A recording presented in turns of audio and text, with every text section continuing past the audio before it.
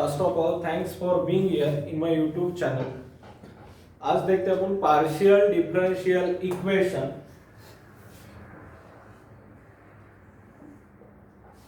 Partial differential equation,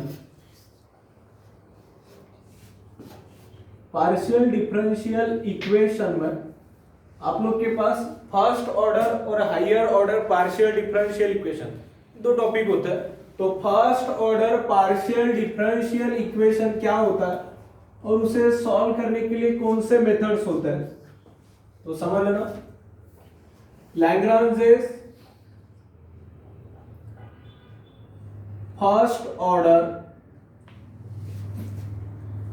and first degree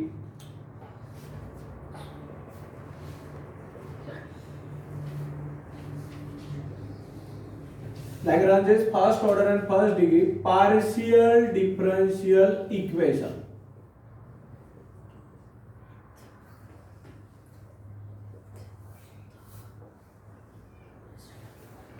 जैसे आप लोग डिफरेंशियल इक्वेशन में फर्स्ट ऑर्डर के अंदर दो मेथड्स पढ़ते हैं, exact differential equation and linear differential equation. Similarly partial differentiation के अंदर फर्स्ट ऑर्डर के अंदर आप लोग लैग्रांजेस मेथड पढ़ते हो, Lagrange's method of grouping and Lagrange's method of multiply. तो Lagrange's first order and first degree partial differential equation क्या होता है, एंड डिफरेंशियल इक्वेशन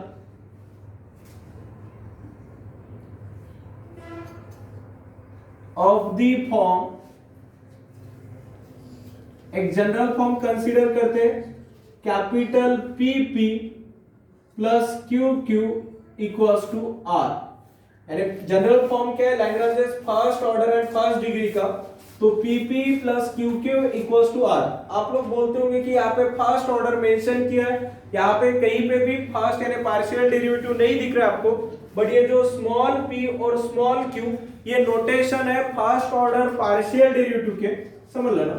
फिर capital P equals to coefficient of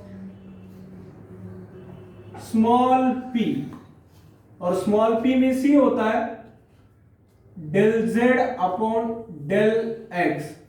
small p का meaning क्या है, del z upon del x। यहां पे दिख रहा है आप लोग को फर्स्ट ऑर्डर फर्स्ट डिग्री, यानी फर्स्ट टाइम पार्शियली डेरिवेटिव हुआ है z का with respect to x, and capital Q is nothing but the coefficient of small q, और स्मॉल q मींस होता है del z upon del y। यहाँ पे small q variable नहीं है, तो नोटेशन है फर्स्ट ऑर्डर पार्शियल डेरिवेटिव के। ये रहेगा आप लोग का जनरल फॉर्म पार्शियल डेरिवेटिव यानी फर्स्ट ऑर्डर पार्शियल डेरिवेटिव का, pp plus qq equals to r। Then characteristic equation is, characteristic equation का फॉर्मूला होता है dx अपॉन कैपिटल P। यहाँ पे राइट कैपिटल R मींस होता है right hand side free from small p and q। Characteristic equation का formula होता है dx upon capital P, dy upon capital Q and dz upon capital R। अब इसके आगे ये जो कैरेक्टरिस्टिक इक्वेशन है अपना dx upon capital P, dy upon capital Q and dz upon capital R, तो इसे सॉल्व करने के लिए टोटल दो मेथड है लैग्रांजेस के। फर्स्ट मेथड है method of grouping,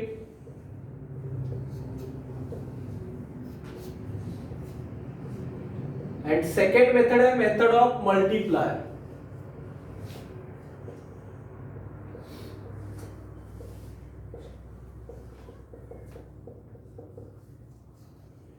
method of grouping और मेथड ऑफ मल्टीप्लायर दोनों में मेन डिफरेंस क्या है, आपको कभी भी क्वेश्चन से आइडेंटिफाई नहीं होगा कि यहाँ पे मेथड ऑफ ग्रुपिंग यूज करना है या मेथड ऑफ मल्टीप्लाई। तो सबसे पहला काम होता है आप लोग का मेथड ऑफ ग्रुपिंग ट्राई करना। अगर जहां पे मेथड ऑफ ग्रुपिंग फेल हुई है वहां पे ही आप लोग मेथड ऑफ मल्टीप्लायर यूज कर सकते हो। अब समझ लेना मेथड ऑफ ग्रुपिंग क्या होता है। तो Lagrange's first order differential equation, इसी के जगह पर मैं हेडिंग देता हूं method of grouping.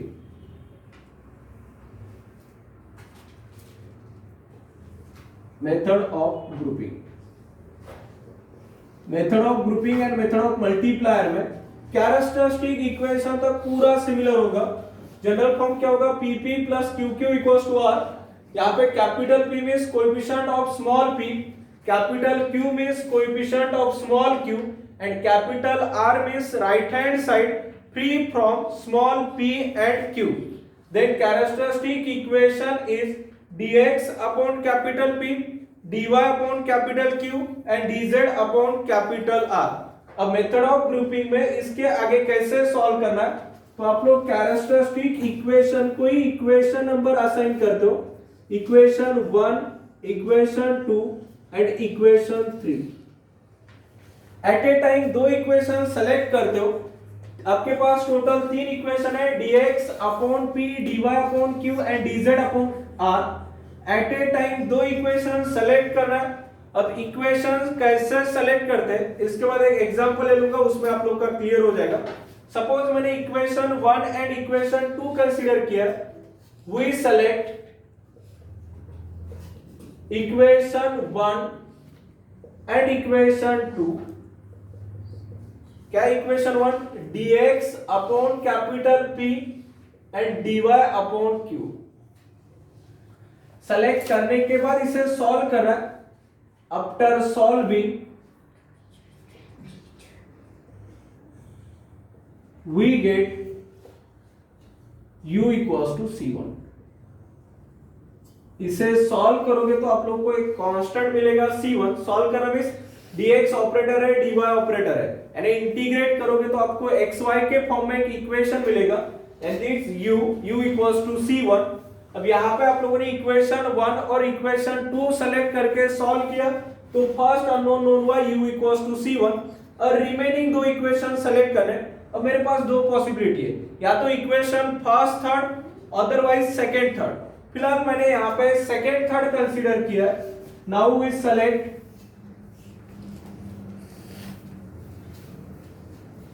Equation 2 and 3। क्या equation 2, dy upon q and dz upon r। After solving फिर से यहाँ पे आप इंटीग्रेट करोगे तो dy से y मिलेगा, dz से z, यानी function containing y and z variable आप लोग को रिजल्ट मिलेगा। इंटीग्रेट करोगे तो एनी कांस्टेंट आना ही है, इसलिए सपोज कंसीडर किया v equals to c2। Then general solution becomes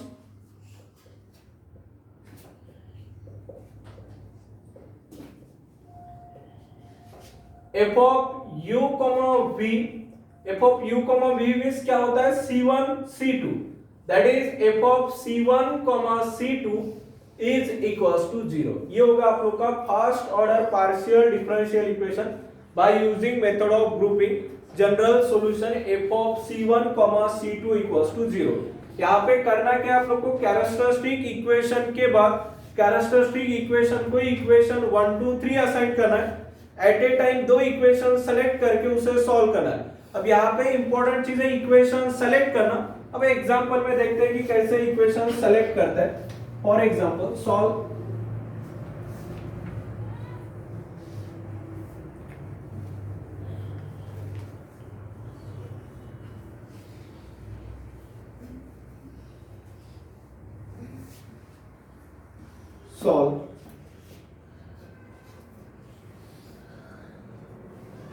minus X P plus Y cube equals to Z. Always आपके पास क्वेश्चन गिवन परफेक्ट फॉर्म में ही रहेगा। Perfect form is PP plus QQ equals to R के form में। यहाँ पे question है minus X P plus Y Q equals to Z. Given question को कंपेयर करोगे, क्वेश्चन देख के आपको आइडेंटिफाई नहीं होगा, यहाँ पे मेथड ऑफ ग्रुपिंग या मेथड ऑफ मल्टीप्लाई यूज करना है। क्वेश्चन परफेक्ट फॉर्म में गिवन क्वेश्चन को कंपेयर करना। On comparing with PP plus QQ equals to R, जो जनरल फॉर्म है अपना, तो कैपिटल P इक्वल्स टू क्या मिला, minus X, capital Q equals to Y and capital R equals to Z। जैसे ही कैपिटल P Q R की value known होती है, देन कैरेक्टरिस्टिक इक्वेशन इज, क्या है कैरेक्टरिस्टिक इक्वेशन का formula, dx upon p dy upon q and dz upon r। तो dx upon capital P की वैल्यू कितनी है, -x, dy upon capital Q यानी y and dz upon r यानी z। Method of grouping के हिसाब से आप लोग इसे इक्वेशन नंबर असाइन करते हो, equation 1, equation 2 and equation 3। First time दो इक्वेशन सेलेक्ट करने, अब समझ लेना इक्वेशन कैसे सेलेक्ट करना है। यानी जहां पे मेथड ऑफ ग्रुपिंग फेल होगा वहीं पे आप लोग को मेथड ऑफ मल्टीप्लायर यूज करना होता है, और उसके लिए मेथड ऑफ ग्रुपिंग अच्छे से पता होना जरूरी है। अगर आप लोग dx dy वाला इक्वेशन सेलेक्ट कर रहे हो तो उसके अपॉन में z वेरिएबल नहीं होना चाहिए। dx dy वाला इक्वेशन सेलेक्ट कर रहे हो, अपॉन में z वेरिएबल नहीं होना चाहिए। dy dz वाला इक्वेशन सेलेक्ट कर रहे हो, अपॉन में x वेरिएबल नहीं होना चाहिए। सपोज dx dy के बारे में सोच रहे हो, अपॉन में z वेरिएबल प्रेजेंट नहीं है, तो आप लोग फर्स्ट और सेकंड इक्वेशन सेलेक्ट कर सकते हो। We select equation 1 and equation 2। अब इक्वेशन 1 क्या है, dx upon -x and dy upon y।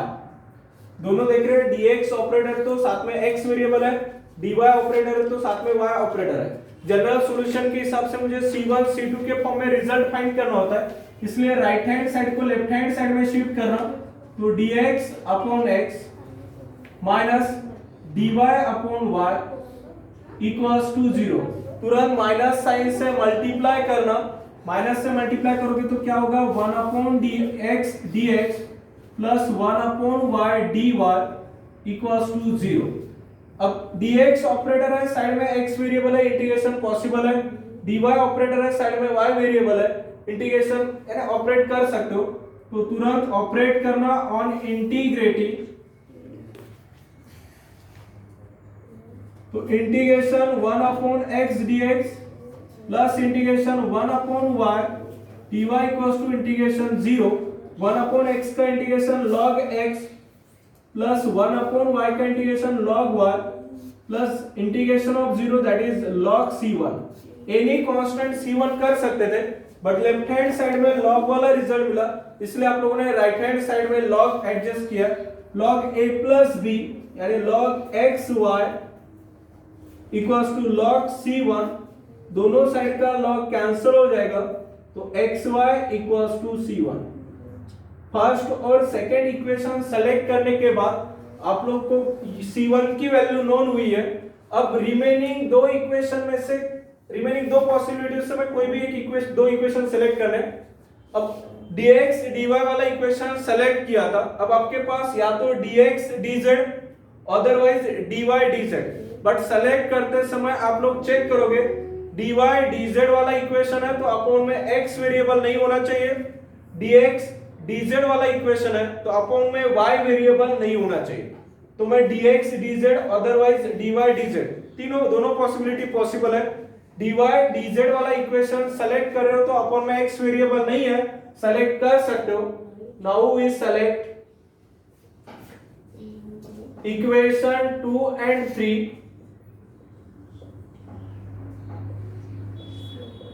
क्या equation 2, dy upon y equals to dz upon z। फिर से देख रहे हो, dy के साइड में y है, dz के साइड में z है, इंटीग्रेट कर सकते हो। लेफ्ट हैंड साइड में शिफ्ट करना, तो dy upon y minus dz upon z equals to 0। Integrate करना ऑन इंटीग्रेटिंग, तो integration 1 upon y dy minus 1 upon z dz equals to integration of 0, 1 upon y का integration log y minus 1 upon z का integration log z, 0 का integration log c2। फिर से left hand side में दोनों term के अंदर log रिजल्ट मिला था, इसलिए मैंने राइट हैंड साइड में log c2 किया है। log a minus b that is log y by z equals to log c2, दोनों साइड का log log कैंसिल होगा, तो y by z equals to C2। General solution के हिसाब से आपको C1 C2 पता होना चाहिए, C1 C2 नोन है, then general solution becomes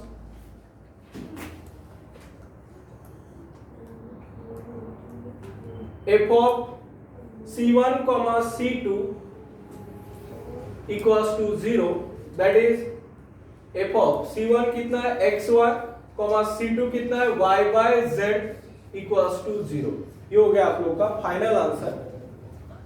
method of grouping और मेथड ऑफ मल्टीप्लायर में सबसे मेन डिफरेंस है, अगर आप लोग इस तरह से, जैसे मैंने बोला है dx dy का इक्वेशन सेलेक्ट करो, अपॉन में z नहीं होना चाहिए। अगर ऐसा है कि अपॉन में z प्रेजेंट है, उस समय आप लोग मेथड ऑफ मल्टीप्लायर के बारे में सोचोगे, यानी मेथड ऑफ ग्रुपिंग कहां पे फेल होगी, जहां पे आप लोग फर्स्ट टाइम ही इक्वेशन सेलेक्ट नहीं कर पाओगे, वहां पे आप लोग की मेथड ऑफ ग्रुपिंग फेल होगी। मेथड ऑफ ग्रुपिंग में भी 2-3 वेरिएशन है। आज के लिए यहीं पे स्टॉप करते हैं, मिलते हैं नेक्स्ट क्लास में नए वीडियो के साथ, यानी मेथड ऑफ ग्रुपिंग के टाइप नंबर 2 बोल सकते हो आप लोग, जिसमें वेरिएशन वाले क्वेश्चंस होंगे। आप आज का क्लास अगर आप लोग को पसंद आया तो इसे लाइक करना, शेयर करना, सब्सक्राइब करना और अपने दोस्तों के साथ शेयर करना। चलो ठीक, थैंक यू।